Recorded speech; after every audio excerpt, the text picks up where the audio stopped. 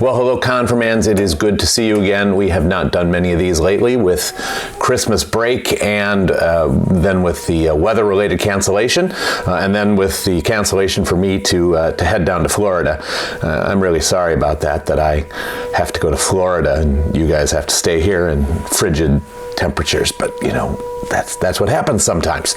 At any rate, we will be talking about this lesson on Moses on January 19th, either in person or online. Remember, for my in-person Confirmands, the show shifts over to Nelsonville now. So we're not at Peace anymore. We're at Nelsonville, 7 o'clock at Nelsonville on Wednesday the 19th. All right.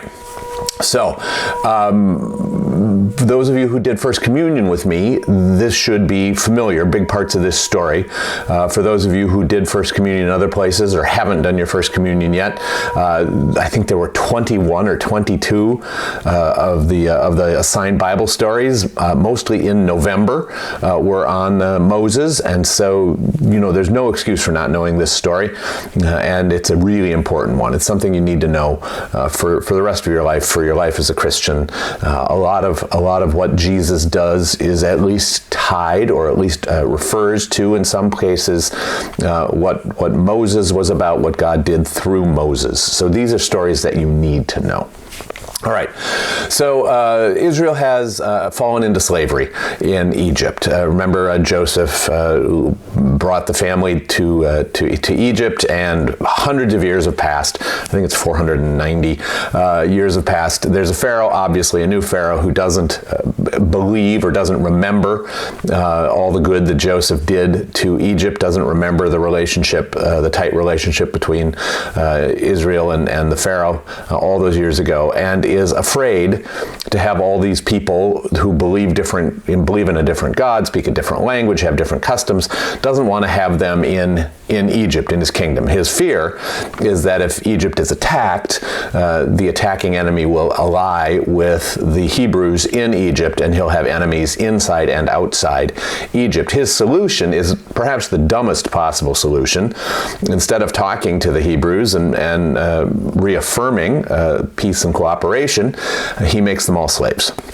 Now he has very angry people living inside his borders who are much more likely to ally with an enemy, and so he decides to commit genocide. He decides to kill all of the little boy babies, and it's a longer story. We're just hitting the highlights here, but he decides to have all the boy babies killed when they are born. Now, every single mother who has a boy baby tries to hide the baby, but babies are hard to hide. And there is one mother who has a little boy and is able to hide him for a few months, and then it becomes impossible. And so she devises a plan. She weaves a basket, and she covers the inside and the outside of it with pine tar, with pine pitch, to make it watertight. And then she puts her baby in the basket, and she floats it down the river to where the princess, Pharaoh's daughter, is bathing. Pharaoh's daughter sends one of her maids to get the basket, opens it up. There's this beautiful little boy. She decides to adopt him as her own. The baby's big sister is standing on the shoreline and says, well, princess, that's a beautiful thing you're going to do. Wouldn't it be helpful to have a nurse to nurse the baby? Princess says, well, yeah, that'd be great. Do you know anybody? Big sister says, yeah, I know a woman. Goes home, gets mom. So the whole family winds up moving into Pharaoh's residence, into the castle, into the palace, whatever it was that Egyptian royalty had in this time. And the baby is named Moses, which means to be drawn out, because the princess drew him out of the river. Moses grows up there, well educated, has every advantage. He does have an anger problem, and one day when he's about 40 years old, he's walking and he sees an Egyptian taskmaster beating a Hebrew slave. He goes into a rage, he kills the Egyptian taskmaster and buries his body in the sand. Now, he thinks he's gotten away with this, but a couple of days later, he's out for another walk. He sees two Hebrew slaves fighting one another. And he says, hey, boys, knock it off. We're all family. And they say, what, you're going to kill one of us? And Moses realizes that the story's out, and he's got to get out of Egypt right now. So he flees out into the desert. And out in the desert, there's not a lot to do. He stumbles upon an old guy named Jethro who has a job for him as a shepherd, and B, a number of single and attractive daughters. And so Moses figures he's not going to do any better than that. He marries one of Jethro's daughters, and he takes up a career as a shepherd, which is rather a long way to fall if you've been raised to be a prince. At any rate, he winds up being a shepherd for about 40 years. When he's 80 years old, he is out one day with the sheep and the goats, and he sees a fire on the side of a mountain, and he goes to investigate, and it's a bush that is not being consumed by the fire. We should start our phrase that pays. The first two words of the phrase that pays are in awe. In awe. So Moses goes and he sees this burning bush that's not being consumed, and while he's looking at it, a voice speaks to him from the bush that says, Moses! And that sort of freaks him out, and the voice says, Moses! Take off your shoes, you're on holy ground. And Moses has this conversation with God, speaking through the burning bush. And it's a conversation in which God tells Moses that he's heard the cries of the Hebrew slaves and he's going to rescue them, which Moses thinks is great, until God makes it clear that he's going to send Moses to do the rescuing. And Moses is not on board. Moses doesn't want to do it, doesn't think he'll be able to do it, thinks it'll probably be painful, if not fatal, for him to do it, and he says no. God says yes, Moses says no, God says yes, Moses says no, God says yes. They argue a lot. Again, it's an interesting story, the whole story. You should read it. But finally, Moses agrees. You know that time in an argument with your parents where you say no and they say yes, and then they say yes that way that makes you believe that something really bad will happen if you don't listen? Exactly. So Moses finds himself on the way back to Egypt. He's joined at the border by his brother Aaron, who's going to help him. And the third and fourth words of the phrase that pays are time of. Time of. Now, they meet at the border, Moses and Aaron do, and then they make their plan, and they go and they stand in front of Pharaoh. Now, they tell Pharaoh that God wants the Pharaoh to let the slaves go, and Pharaoh can just barely stop himself laughing. Now, Moses has been given some tricks by God to get Pharaoh's attention. He does those tricks, right? But the royal magicians are able to do the same tricks that Moses can do. So God tells Moses to stretch out his rod over the Nile River. He does that, and the Nile River turns to blood. This is not good. All the potable water, all the drinkable water in Egypt turns to blood. Now, the magicians can do it too on a small scale, but people get thirsty. And after a few days, Pharaoh calls Moses back and he says, look, get rid of the blood and we can talk. Moses stretches out his rod over the river again. The water is restored, and Pharaoh says, psych, I'm not letting the slaves go. You're an idiot. I won't even think about it. And it starts this back and forth fight between Moses and Pharaoh. Where Moses will say, let the people go, and Pharaoh will say no. And then God will bring a catastrophe on Egypt through Moses. And the catastrophes range from annoying, like there were frogs everywhere. Everywhere you walked, you'd step on frogs. If you were kneading bread, there would be frogs in the bowl where you had the dough. So they range from annoying to catastrophic. There were hailstorms that destroyed all the cattle and all the crops. There were 10 of these total, called plagues. The blood is the first one. We're going to get to the 10th one in a minute. But, there were flies, there was lightning, there was darkness, people had injuries, weeping sores on their flesh. It was a very, very difficult time this back and forth, and Pharaoh increasingly gets angry that he wants to Moses to stop doing this to Egypt, and Moses wants Pharaoh to let the people go. And Pharaoh tries to come up with compromises, but all of it's in bad faith. He has no intention of letting the slaves go. Why would anyone let hundreds of thousands of slaves go? You need them for stuff. Otherwise, you wouldn't have them in the first place. And so this goes back and forth until finally one day Pharaoh says to Moses, "If I ever see you again, I will kill you." And Moses says, "Deal."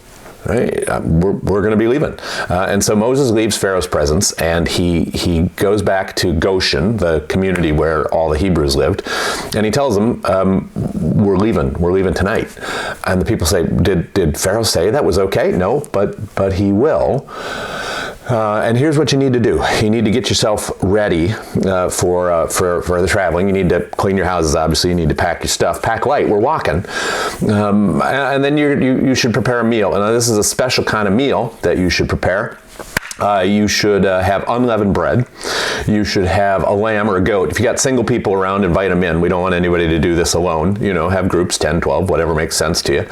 We're going to have some bitter herbs so that you can remember that slavery just really stinks. I mean, these should be really bitter. Just put your teeth totally on edge. And some wine. So unleavened bread with no yeast in it. A sheep or a goat, bitter herbs, wine, and you're going to have this meal, and you're going to be ready. Now, here's the deal: when you kill the sheep or the goat, I want you to catch the blood in a bowl, and then take that blood and paint it on the doors of your house. I know this is weird. You're just going to have to trust me on this. Paint it on the doors, and paint it liberally. Make sure that people can see the blood a long way off, and then get yourself ready. Have this dinner. And when the screaming starts, don't come outside. So the people do that. They go to work. They clean their houses. They pack their stuff. They do this thing with the goat or the sheep's blood. They paint it on the door. They have the unleavened bread. They bake the unleavened bread. They get the bitter herbs. They get the wine. And they have this party. And God releases the death angel into Egypt with instructions to enter every house that's not protected by the blood of the lamb, and to kill the firstborn in that house. So the death angel goes into every house and every barn, killing the firstborn, except the houses that are covered and marked with the blood of the lamb. Those houses, the death angel passes over. And so in every house, including Pharaoh's house, the firstborn is killed, and Pharaoh loses his son, and Pharaoh sends a message to Moses, "Get out." And so Moses and the people, they leave Egypt, and on their way out, the people of Egypt are so delighted to see these horrible people go and these plagues to end that they give them jewelry and gold just to hasten them on their way. And so the people walk out with what they can carry, including the riches of Egypt, as they leave. The fifth word of the phrase that pays is the word deceit. Deceit, it's a word that means a lie or an untruth, right? So deceit. They walk out of Egypt. After a few days, Pharaoh says, "Why did I let the slaves go? I should have punished them." Right? That was dumb. I was in grief. I was in agony. That was the wrong decision, and he decides to send the army after them. Meanwhile, the people of Israel have gotten to the Red Sea, and they can't go any further. They look back, and there's this huge cloud of dust coming where the army is. Now, God has been leading them by way of a pillar of cloud by day and a pillar of fire by night, and the cloud goes over the people and settles between them and the Egyptians, and it becomes this great wall of darkness, this impenetrable wall. And the Egyptians, they come up to it, but the horses are afraid to go into it, and the soldiers are afraid to go into it, so there's this standoff. God tells Moses to stretch out his rod over the Red Sea, and he does that. And a mighty wind begins to blow, and the waters separate so that there is a pathway through the sea. And as the path forms, the people of Israel go down into it, and they walk across the Red Sea on dry land, walls of water on either side of them. When they get to the other side, the cloud between the Egyptians and the Hebrews lifts, and the Egyptians see the slaves escaping, and they see this path through the sea, and they charge down into the sea. Moses, on the other side, puts his rod back over the sea, and the waters collapse down, drowning the Egyptian army and the chariots and the horses who were pursuing them.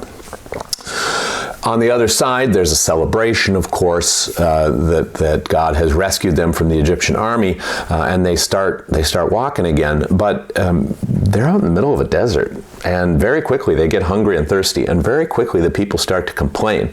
Now, again, we're just hitting the high points here, but God begins to send food every day to Israel. He sends what's called manna, and it's little like snowflakes of bread that appear on the ground every day as the dew dries. And God gives instructions for this. You know, you're supposed to go out every morning and collect this.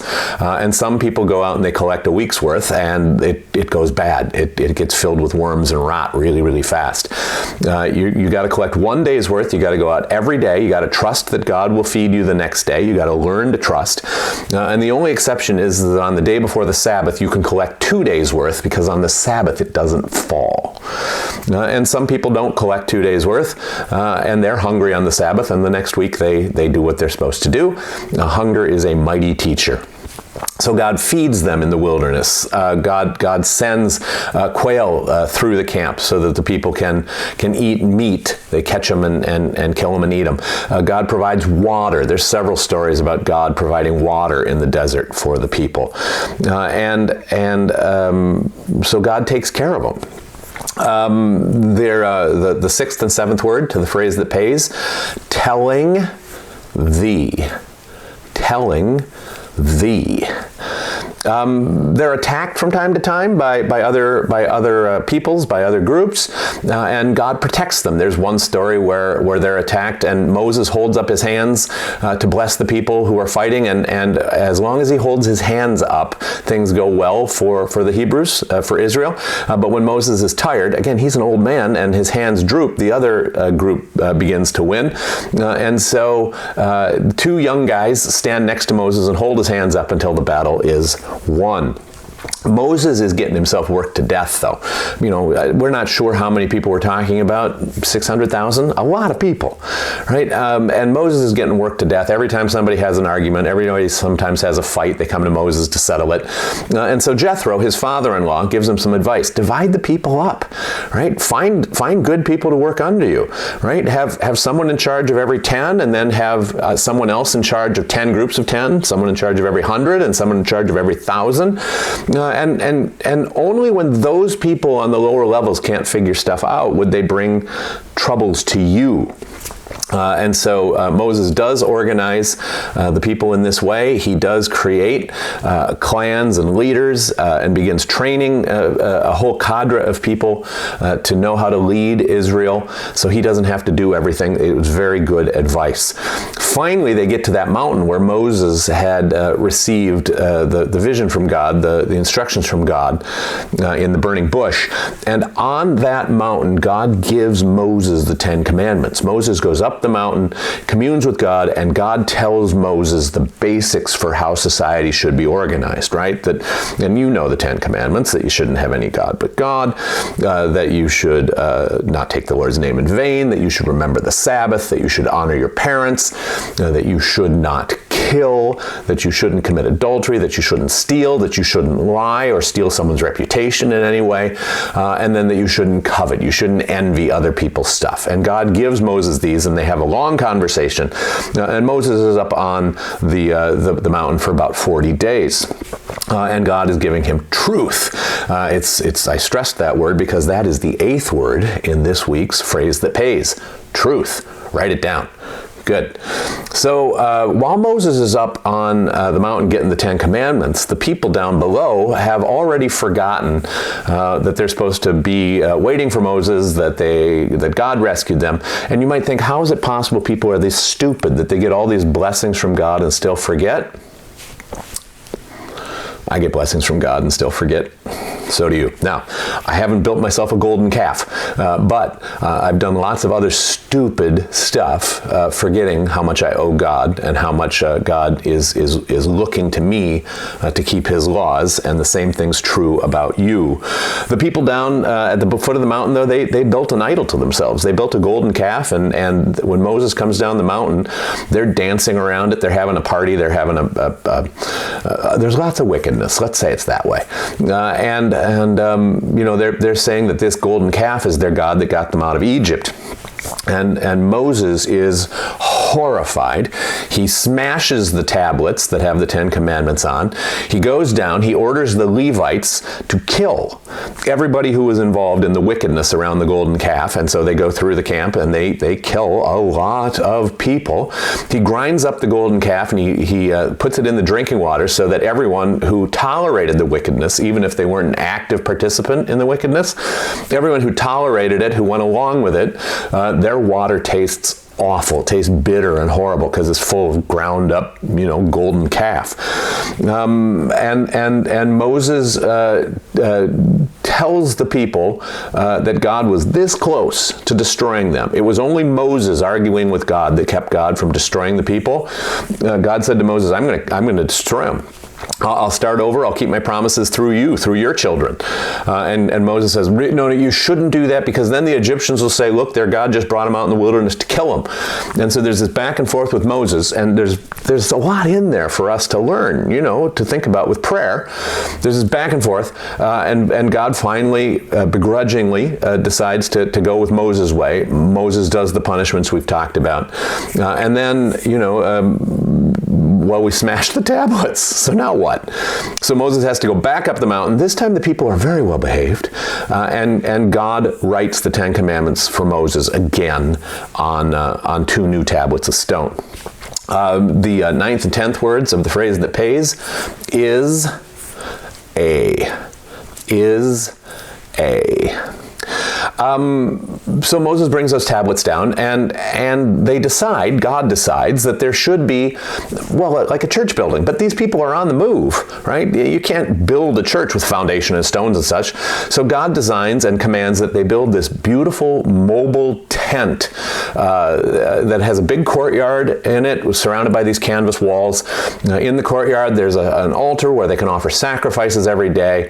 And all that's described in great detail in the Bible. That's in Exodus 25 through 40, right? If you want to read all those details, there's an inner place where the people or where the priests can go, and there's a smaller altar where the priests can pray for the people.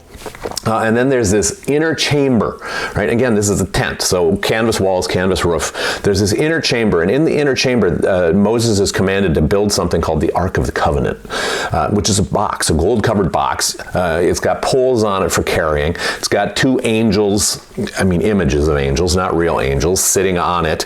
And inside that box, Moses puts the 10 Commandments. And this the very, very holy spot. It's called the Holy of Holies. And the high priest can go into there once a year and to pray for the people, right? Obviously, when they take it down and move, that's different. But, in ordinary circumstances, almost nobody ever goes in there. It's a very, very sacred spot. And how do they get all these fine cloths and jewels and gold? Well, that's the stuff that the Egyptians handed them when they were on their way out of Egypt, right? So they all of that goes now into the worship of God. And there's a lesson there for us too. What's the purpose of our wealth? Is it so that we can just have beautiful things that we look at, getting fat and stupid?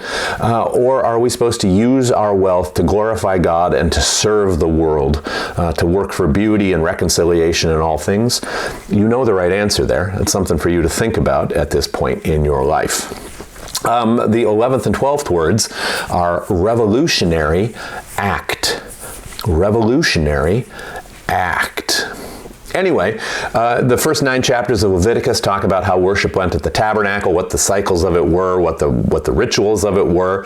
If that's interesting to you, that's a good thing. You should know just a little bit about it, but you can look at your Eggemeyer's Bible Story book, and you can learn that. But by this time, a year has passed. And God says to Moses, we have some pretty good evidence that the people are going to forget who I am and what I've done. And Moses can't argue with God. That memory of the golden calf is still pretty fresh in everybody's mind. And so God says, I want them every year to reenact what I did for them when I got them out of Egypt. So I want them to gather in groups. I want them to have that same dinner of unleavened bread and lamb and bitter herbs and wine. I want some kid at each of those dinners to ask the adults what makes tonight different than every other night. And I want the adults to tell them the whole story about how I got Israel out of their slavery in Egypt, how I've protected them in the wilderness, how I'm leading them back to the promised land. And we're going to name this festival the Passover, remembering how the angel of death passed over all the houses that were marked with the blood of the Lamb. And from that time until this, our Jewish neighbors every year celebrate the Passover. They have unleavened bread, they have lamb, they have bitter herbs, they have wine, and they tell the story about God's grace, God's power, God's majesty. By the way, the phrase that pays this week was written by a guy named George Orwell. Those are the 13th and 14th words. George Orwell. So, the people are out in the wilderness. God is feeding them with manna, with quail, giving them water, teaching them to do the things that they're supposed to do. They're learning how to worship God, how to live together as God's people. They're learning how to settle their disputes with one another, and God is bringing them home. That's where we're going to pause on this lesson about Moses. Moses is leading these people. He is unquestioningly the leader, the most important guy, the one to whom God directly speaks. His brother Aaron has been installed as the high priest, and the people are learning again after all these years what it is God wants from them. Remember, God is preparing them to be the people who give the world the Messiah, Jesus. But it's going to take some time and a lot of work. All right, you take care of yourself. The homework, obviously, is that you're supposed to have questions for me. You can review all these stories in your Eggemeyer's Bible Story book. You can review them in the Bible. It is basically everything between Exodus 1 and Numbers 12 is where we went today. And so you can flip through and see if anything tickles your imagination or if you have questions or comments. There's a lot to talk about here. You know, there's a lot of death here. There's a lot of judgment here. There's a lot of destruction here. There's a lot of expectation here. We can talk about the commandments, you know, why keeping the Sabbath is important. You know, I mean, obviously it's important to not kill, but God doesn't want us to lie. God doesn't want us to hurt anybody's reputation. God wants us to keep the Sabbath. God wants us to honor our parents. There's questions presumably about what that does and doesn't mean. So, like always, 3 questions. I will see you on January 19th at Nelsonville. I will have the tumbling drum of apathetic shame with me. And you be good. You take care. I hope you stay healthy. Bye-bye now.